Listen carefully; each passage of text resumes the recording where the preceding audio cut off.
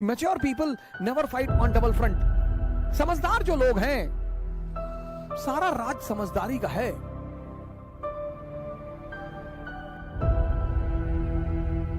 अब आप सोच के देखो कि कोई अपनी उंगली पर पर्वत उठा ले। डिमॉन्स्ट्रेशन ऑफ पावर, शक्ति का प्रदर्शन। दुनिया में तुम तीन लोगों के बिना नहीं जी सकते और तुम तीन लोगों के साथ नहीं जी सकते। इनको अपनी महत्वाकांक्षा कभी मत बताओ। अगर आप जीवन में बड़ी बड़ी तैयारियां कर रहे हैं और हर फ्रंट पे लड़ रहे हैं, किसके रिश्तेदारों ने, किसके पट्टीदारों ने किसको खुश रखा है? पट्टीदार हैं आपके, वो डेली उस मकान से गुजरेंगे और डेली मरेंगे। उसका मजा है सर। दूसरे को क्या दिखाना? Never fight on double front. समझदार जो लोग हैं, सारा राज समझदारी का है। इसीलिए तो राम जंगल जा रहे हैं, तैयारी करनी है। कुछ लोग आईएएस की, अगर आप बड़ी बड़ी तैयारियां कर रहे हैं, गौर से सुनिएगा इस बात। अगर आप जीवन में बड़ी बड़ी तैयारियां कर रहे हैं और हर फ्रंट पे लड़ रहे हैं, किसके रिश्तेदारों ने, किसके पट्टीदारों ने किसको खुश रखा है? हाँ, जब आप ऊंचाई में पहुंच जाएंगे तब ये लोग भाग कर आएंगे। दुनिया में तीन लोगों के बिना आप नहीं रह सकते और तीन लोगों के साथ नहीं रह सकते। कौन है वो तीन? पहला है आपके दोस्त, दूसरे हैं आपके पड़ोसी और तीसरे हैं आपके रिश्तेदार। इन तीनों के बिना भी आप नहीं रह सकते और इन तीनों के साथ भी आप नहीं रह सकते। इन तीनों से अपने आप को बचाना ही योग्यता है। आप उठे समस्तीपुर से, बैग उठाए, किसी को बताया ही नहीं कि आप आईएएस की तैयारी करने जा रहे हैं। बताया ही नहीं, आपने चर्चा ही नहीं की।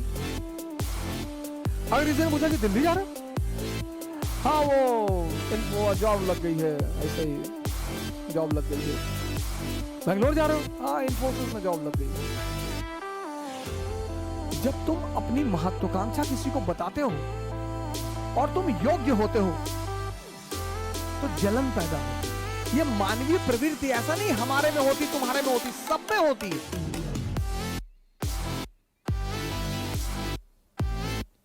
सब में। अभी तुमको ऑस्ट्रेलिया में आईएएस बना दिया जाए, तुम नहीं जाना चाहोगे। कौन जानता है तुमको ऑस्ट्रेलिया में हो गए आईएएस। इसलिए जब तुम आईएएस बनते हो, मंत्री बनते हो, नेता बनते हो, अपने घर की तरफ भागते हो।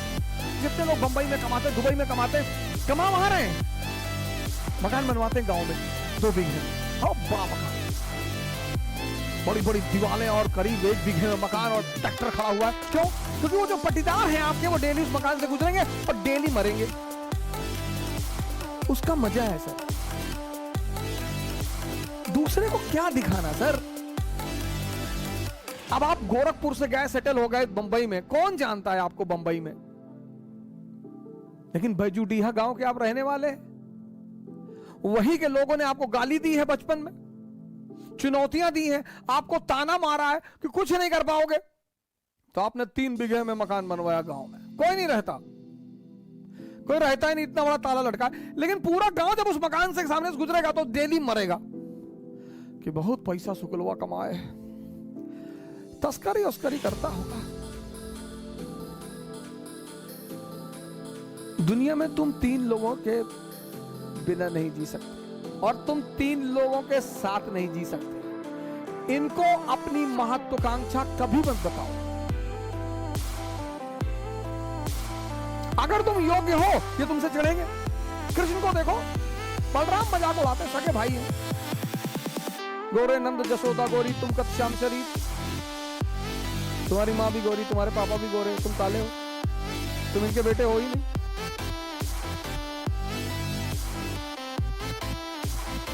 फिर बलराम एक दिन कृष्ण से कहते हैं कि ये वृंदावन के यादव लोग तुमको पीटने का प्लान बना रहे हैं। बोले क्यों?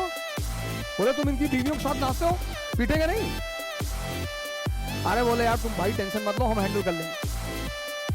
एक दिन बारिश हो रही थी वृंदावन में, तो कृष्ण ने गोवर्धन पर्वत उठा लिया, उंगली पर। अब आप सोच के देखो कि कोई अपनी उंगली पर पर्वत उठा ले। डिमॉन्स्ट्रेशन ऑफ पावर, शक्ति का प्रदर्शन। तब यादवों ने कृष्ण से कहा कि देखो भैया, तुम बीवी के साथ तो नाची रहे, तुम साली के साथ भी नाचो, हमको कोई टेंशन।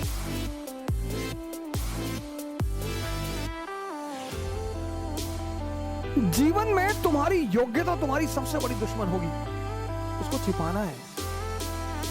98% लाना योग्यता नहीं है। ओ सेल टैक्स कमिश्नर थे लखनऊ में, सुसाइड कर लिया 2-3 दिन पहले की बात है। योग्यता है इस दुनिया को हैंडल करना। एक साहब है हमारे मित्र, कहते हैं तुम नौजवान क्रांति चला के सबको बचा लोगे। हमने कहा हम तो बचा लेंगे।